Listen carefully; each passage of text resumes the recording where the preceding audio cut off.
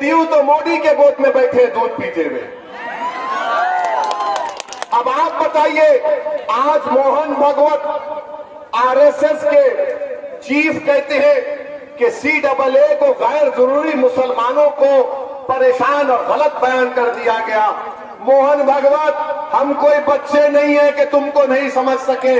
अल्लाह ने दिमाग दिया है, हम समझ सकते हैं। हम जानते हैं कि तुम्हारी साजिश यही है कि सीएए एनपीआर को इस्तेमाल करके भारत के मुसलमानों को, भारत के दलितों को, भारत के आदिवासियों को, भारत के उन गरीबों को जिनके पास कागज नहीं, उनको परेशान किया जाए।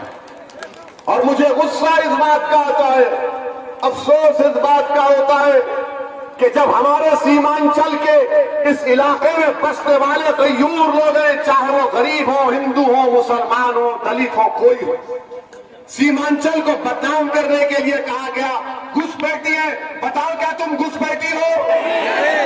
बताओ आप क्या घुसपैठी है? क्या भारत के बाइज्जत शहरी नहीं है? तो बताइए, जब भारत के बाइज्जत शहरी है, जब ये इन मुखालिफिन ने, जालिमों ने हमारे इलाके को घुसपैठी कहा, तो राजद कांग्रेस की जबानों के क्या सांप सूंघ गया था? कौन आवाज उठाए? मजलिस का अख्तर और ईमान उठाया। एक ही अपील कर रहा हूं कि आज बिहार की विधानसभा में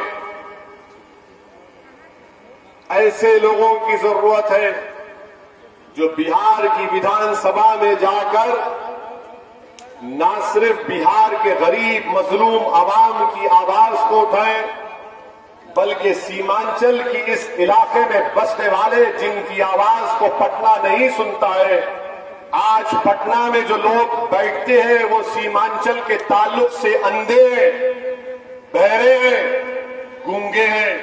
इन अंधे, बहरे और गूंगों को अख्तरुल ईमान के रूप में पटना में एक आवाज उठेगी जो सीमांचल के तड़पते हुए नौजवानों के दिलों में जो आवाज है, जो हमारी मां और बहनों के दिलों में जो ख्वाब है, जो हमारे बुजुर्गों में जो आंसू है, उसकी तर्जुमानी करने का काम इंशाअल्लाह ताला मजलिस का हर उम्मीदवार जो सीमांचल से लड़ रहा है, पटना में एक इनकलाब आएगा, पटना में सीमांचल का जलजला आएगा, पटना की कुर्सी पर जो कुछ बैठेगा उसको हम उस वक्त तक चैन से बैठने नहीं देंगे जब तक के सीमांचल की जमीन पर बसने वालों से इंसाफ नहीं किया जाएगा।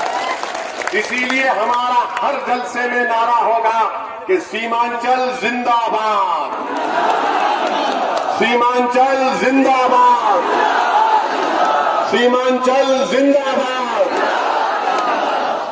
अब अहम बात, आज सातवीं बात की है कि यहां से आरजेडी के जो उम्मीदवार हैं, 35 साल से वो सियासत में, कई मर्तबा उनको आपने अपना विधायक, अपना एमएलए बनाया, कांग्रेस के भी है और आरजेडी के साथ भी है।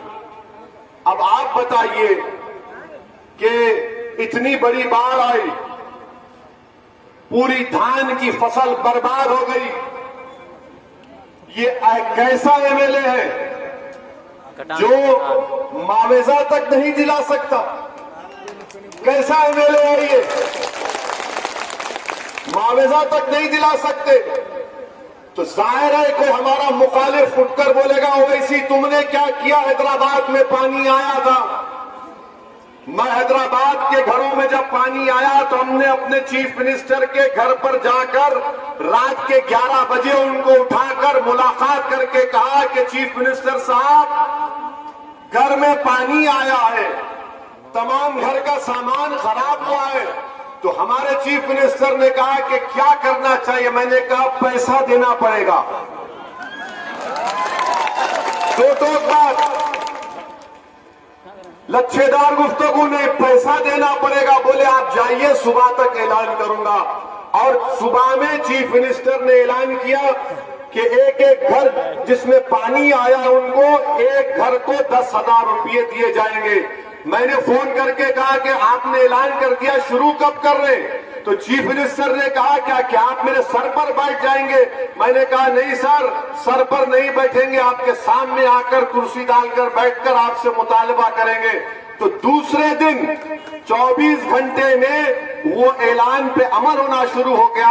और मेरी तकरीर अगर हैदराबाद तक भी जाएगी तो याकूतपुरा असेंबली हलके में कल तक 2 करोड़ 20 लाख सिर्फ एक असेंबली हलके में गवर्नमेंट के लोग मंजलिस के एमएलए और कॉर्पोरेटर जाकर घर घर हर एक को दे रहे हैं। ये काम ये एमएलए नहीं कर सकता था, ये काम नहीं कर सकते थे, तो मुआवजा नहीं दिला सकते गवर्नमेंट से। फ्लड आया तो क्या बर्बाद हो जाए? यकीनन फ्लड आता है, मगर हुकूमत एमएलए एमपी क्या कर रहा है? सब आराम से बैठे, क्योंकि सीमांचल में बसने वाले का इंसान नहीं है। क्या अमूर बैसा में फ्लड आया तो क्या वहां पर उनकी तकलीफ को कोई नहीं देखा जाएगा? मेरे अजीज दोस्तों और बुजुर्गों, आपके पास एक बेहतरीन वक्त आ रहा है कि आप इसका सही फैसला लेकर अख्तरुल ईमान और मजलिस इत्तेहादुल मुस्लिमीन के हक में अपने वोट का इस्तेमाल करिए। हम आपसे वादा कर रहे हैं सीमांचल की आवाम से कि इंशाअल्लाह ताला हर एक आदमी तक सड़क होगी और बाढ़ से निजात होगी इंशाअल्लाह ताला। हर एक आदमी के लिए सड़क होगी और बाढ़ से निजात होगी।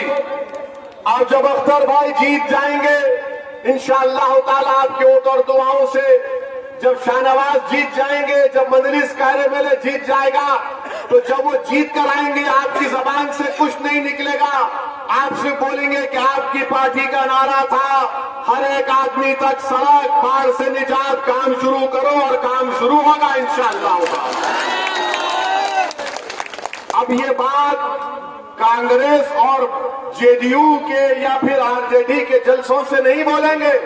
लफ्ज सीमांचल बोलने से उनको पेट में दर्द होता है, बहुत दर्द होता है। अब तुम्हारा दर्द बढ़ेगा, क्योंकि जहां कहीं तुमको जेडीयू, कांग्रेस, आरजेडी, बीजेपी का दिखेगा, आप सिर्फ कुछ नहीं कहना, उनको देखते ही नारा मारना, सीमांचल, सीमांचल। इनको पैगाम मिल जाएगा कि अब हवा कुछ और है यहाँ पर, अब हवा का रुख बदल चुका है, अब इंसाफ मिलेगा, अब हम इंसाफ हासिल करेंगे। आप बताइए कि जिस विधानसभा से अख्तरुल ईमान इलेक्शन लड़ रहे हैं वहां पर 12वीं, इधर देखो, यहाँ हीरो यहाँ खड़ा है, अभी बहुत टाइम है। 12वीं जमात तक एक ही स्कूल, एक स्कूल, हमारे बच्चियों को डिग्री हासिल करने के लिए 50 किलोमीटर का सफर तय करना पड़ता है। कहाँ डिग्री मिलेगी, कहाँ हमको फायदा होगा? और बताओ, क्या तुमने अमूर में कोई कारखाना बनाया?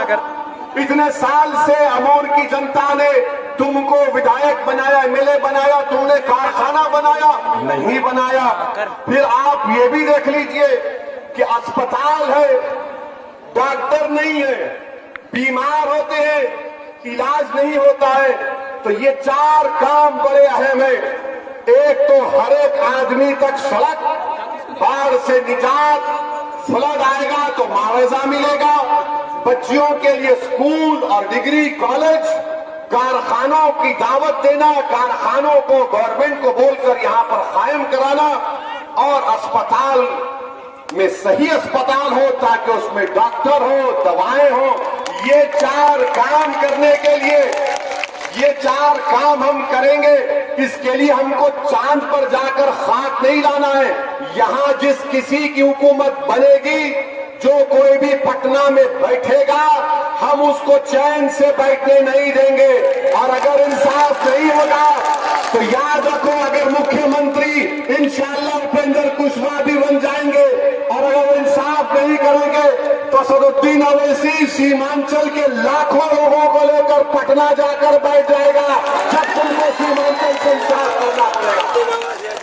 मेरे अजीज दोस्तों और बुजुर्गों, क्योंकि हमको ये उड़न कठोले में जाना है वापिस, इसलिए आपसे पहली किस्त के तौर पर ये बात कह रहे हैं। अब रहा सवाल आखिरी बात के नीतीश कुमार तो अब टाटा होने वाले हैं।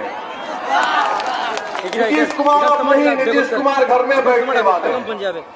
मगर ये बात बताइए कि पूरे बिहार में आपने एनआरसी एनपीआर के खिलाफ एहतजाज किया था ना? कितनों ने किया था? हाथ उठाइए एनपीआर एनआरसी पर। क्या राजद ने, कांग्रेस ने आवाज उठाई थी एनपीआर एनआरसी?